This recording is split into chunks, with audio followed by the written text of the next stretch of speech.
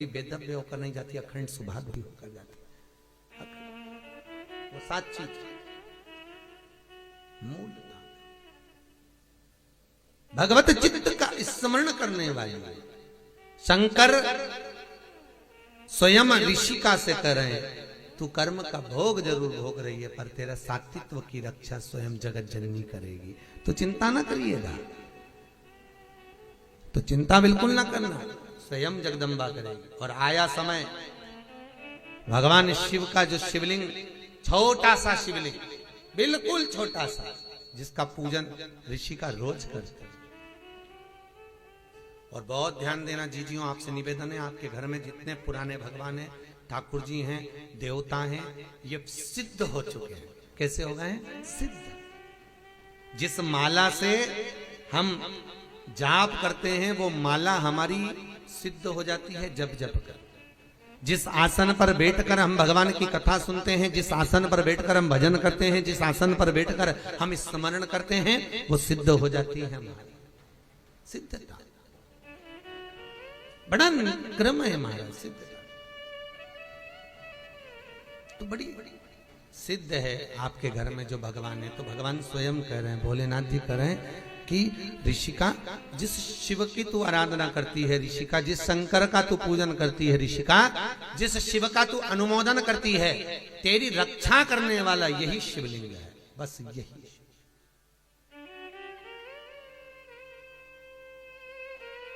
वही शिव।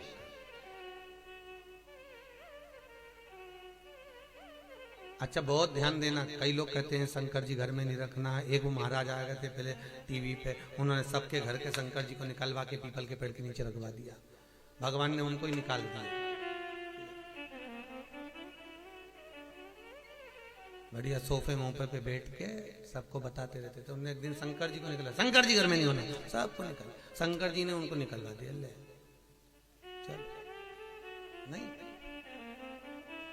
शिव महापुराण की कथा कहती है शंकर अपने घर में है तो बड़ी बीमारी हमारे घर में प्रवेश नहीं कर सकती। शिव यदि है, शंकर है। आप लोगों ने कभी वास्तु शास्त्रियों से मिले, वास्तु की जो बताते हैं टिप्स वगैरह, तो वो घर में ही आपको कहते हैं घर के अंदर जो मंदिर होता है उस मंदिर में शिखर नहीं होना चाहिए। बोलते कि नहीं बोलते? शिखर नहीं होना। क्यों कहते हैं? कभी उन वास्तु शास्त्रियों से पूछा कि मंदिर घर में है तो मंदिर में शिखर क्यों नहीं होना चाहिए?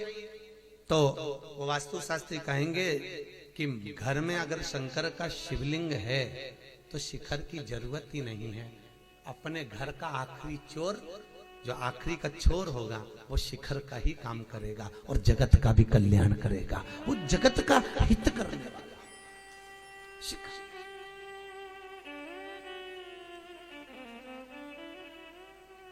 उनसे पूछोगे वो बताएंगे आपको कि मंदिर में अगर शंकर है, मंदिर में अगर शिव विराजमान है, मंदिर में अगर भोलेनाथ विराजे हुए हैं, तो फिर क्या सोचना? फिर नहीं सोचना, शंकर है, शिव है, बैठे हैं। अब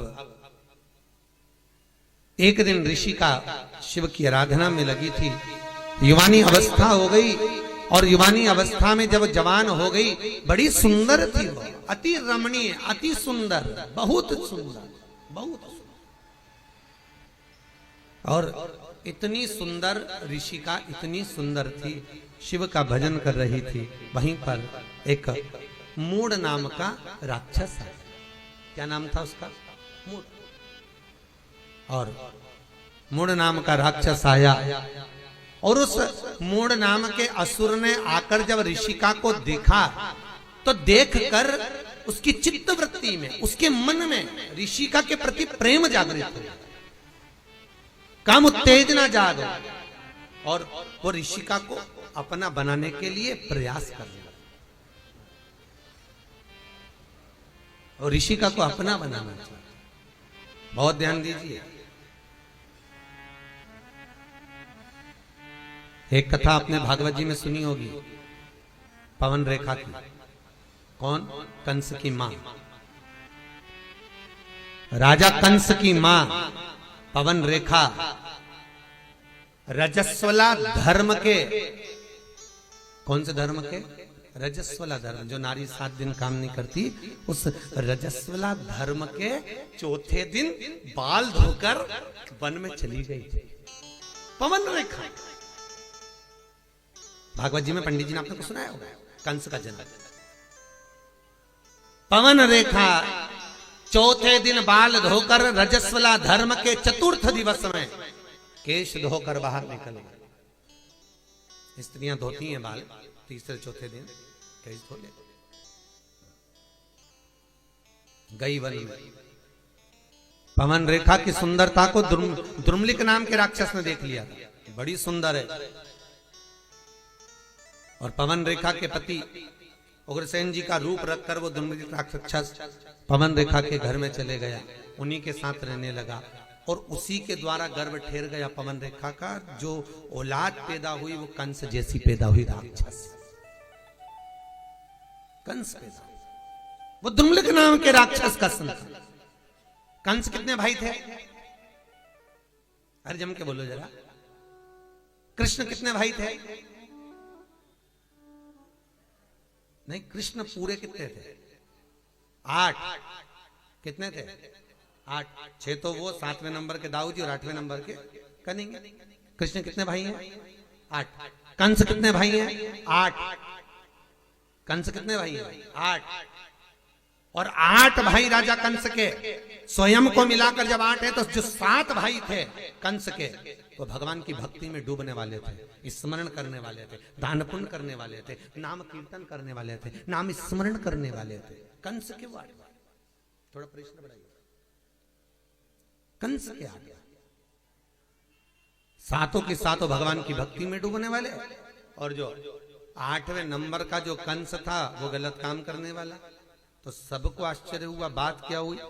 तब मालूम पड़ा कि पवन रेखा के गर्भ में जो संतान थी वो द्रुमलिक नाम के राक्षस की थी, इसलिए 8वां गर्भ बिगड़ गया, अष्टम गर्भ खराब। 8 तब मालूम पड़ा। अब मूड नाम का असुर राक्षस ऋषिका को अपना बनाना चाहता था, ऋषि का भजन में डूबी हुई थी। बहुत ध्यान देना साहब, राजा श्वेत भजन में डूबे, मृत्यु देवी को भी मरना पड़ा था, यमराज के भी प्राण छूट गए थे महाराज, यमराज के, राजा श्वेत के कारण। और अब स्वयं ऋषिका जब शिव की आराधना में लगी हुई है, ऋषिका जब भगवान शंकर का भजन कर रही है, ऋषिका जब शिव का स्मरण कर रही है, ऋषिका जब शंकर का अनुमोदन कर रही है, और उसी समय पर जो मूढ़ नाम का असुर आया शंकर का भजन में, तो ऋषिका डूबी थी, स्वयं शंभु प्रकट हो गए और शंकर ने प्रकट होकर उस मूढ़ नाम के राक्षस का संहार करा। ऋषि का चरणारविंद का स्मरण करने लगी, प्रभु इस मूढ़ नाम के असुर ने मुझे गलत दृष्टि से देखा है, गलत दृष्टि से देखा। और मूढ़ नाम के असुर ने जब मुझे गलत दृष्टि से देखा है, तो मेरा जीवन शिव आपको समर्पित करने के लिए नहीं रहा, कुछ कृपा करिए। शंकर भगवान ने गंगा जी को बुलाया, गंगा इस ऋषिका ने जिस शंकर के शिवलिंग की पूजन करी है, वो शिवलिंग नर्मदा जी के तट पर यहां नंदिकेश्वर के नाम से विराजमान होगा। गंगा तो ऋषिका का कल्याण कर, गंगा मैया स्वयं आई और आकर बैसाख की पूर्णिमा के दिन गंगा जी ने नर्मदा के तट पर नंदिकेश्वर के सामने ऋषिका का ऊपर जब जल वृष्टि करी तो उसका उद्धार कर दिया। उद्धार करा तो ऋषिका ने हाथ जोड़कर निवेदन करा, गंगा मैया मैं भले शिव के धाम चली जाऊं, पर निवेदन आपसे इतना सा है, वर्ष में एक दिन आप नंदिकेश्वर पर आकर स्वयं विराजमान होना। आज भी नर्मदा जी के तट पर नंदिकेश्वर शिव का शिवलिंग है महाराज, शूलपाणेश्वर की झाड़ी के आगे। वहां पर 2 नदी की धार है, कितनी है? 2। एक ये नर्मदा जी बहकर आ रही है और एक नदी ये गंगा का जल है। तो ये जो नर्मदा जी बहकर आ रही हैं ये तो निरंतर बह रही हैं, पर एक नदी का स्थान बना हुआ है, एक नदी का स्थान बना हुआ है। वो नदी साल में केवल एक बार, आप लोगों ने कहीं किसी के व्हाट्सएप पे भी वो आई होगी, नदी का दर्शन करा होगा शायद, अभी बीच में एक बार किसी के व्हाट्सएप पे मैसेज में भी थी। एक नदी तो बह रही गंगा नर्मदा, पर जो दूसरी नदी है गंगा, वो बैसाख की पूर्णिमा के दिन साल में केवल एक बार वो नदी नर्मदा से मिलने के लिए गंगा आज भी आई है, आज भी आती है, केवल एक दिन के लिए, केवल मात्र एक दिन के लिए, वो बैसाख की पूर्णिमा नंदिकेश्वर। लोग कहते हैं महाराज जी शंकर के चमत्कार क्या? हम कहते हैं चमत्कार देखना है तो कभी तुम जाओ बिजली महादेव पर जाकर देखो कि पूरे भारत की भूमि की सबसे पहली बिजली शंकर के शिवलिंग पर मनाली में गिरती है। बिजली महादेव के ऊपर बिजली गिरती है और शंकर के टुकड़े टुकड़े हो जाते हैं, और वहां एक व्यक्ति मक्खन मंकर लाता है और शंकर के टुकड़ों को जोड़ता है, फिर हाथी की सूंड से पांव से भी तोड़वाता तो शिवलिंग नहीं टूटता है। वो बिजली महादेव मनाली में। कभी मौका मिले नंदिकेश्वर जाकर देखिए, नर्मदा के जल के पास में गंगा का जल आज भी बैसाख की पूर्णिमा के दिन मिलने के लिए आता है। प्रति वर्ष एक दिन, मात्र एक दिन, दूसरे दिन नदी फिर सूख जाती है वापिस। कहा नहीं भगवान? नर्मदा नदी शंकर भगवान के, शिव के शरीर के पसीने से बेटी के तुल्य में प्रकट हुई। नर्मदा अमरकंटक से निकली, बड़ी सुंदर जगह है महाराज, कभी मौका मिले जाइए। भगवत चित्त का स्मरण हो।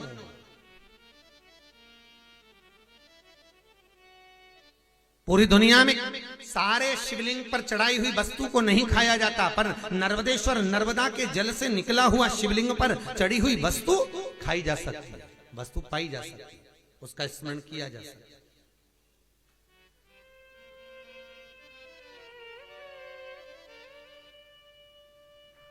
ये उसी में का भाग है, जैसे पान का पत्ता, कौन सा पत्ता? पान। दर्शन करेंगे